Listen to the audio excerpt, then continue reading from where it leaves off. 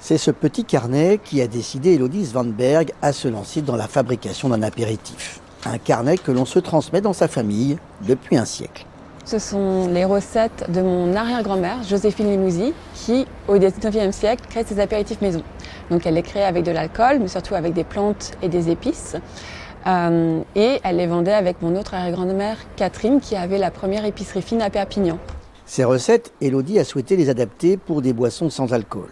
Après des tests plutôt ratés, effectués seule dans sa cuisine, elle a fait appel à des professionnels. Ils ont modifié quelques ingrédients et ont su se montrer créatifs.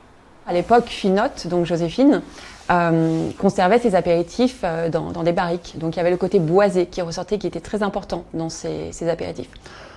Avec le sans-alcool, de notre côté, on est obligé de pasteuriser. On ne pouvait pas avoir ce vieillissement.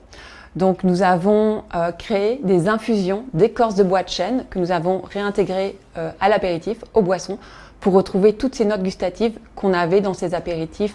Après 8 mois de tests, 10 000 litres ont été fabriqués ici à Thuir en septembre dernier.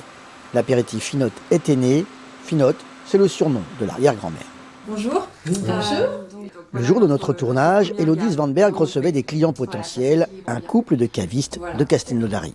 Donc je vous propose en premier de déguster l'apéritif. Un apéritif que l'on peut boire seul ou décliner en cocktail et une version avec du spritz. Telle est pour l'instant la gamme de Finotte. Les cavistes de Castelnaudary, qui recherchaient à étoffer leur offre de boissons sans alcool pour un public de plus en plus nombreux et exigeant, ont eu l'air séduits. J'ai bien aimé aussi les notes un peu boisées, les notes caramel. Voilà, on est vraiment sur quelque chose d'assez complexe. C'est une augmentation régulière tous les ans. Il y a de plus en plus de gens qui cherchent à boire, à ne pas se contenter que des jus de fruits et des sodas. À peine lancée, la marque Finotte trouve un public. Une nouvelle production sera faite en mars pour peut-être de premières ventes à l'exportation.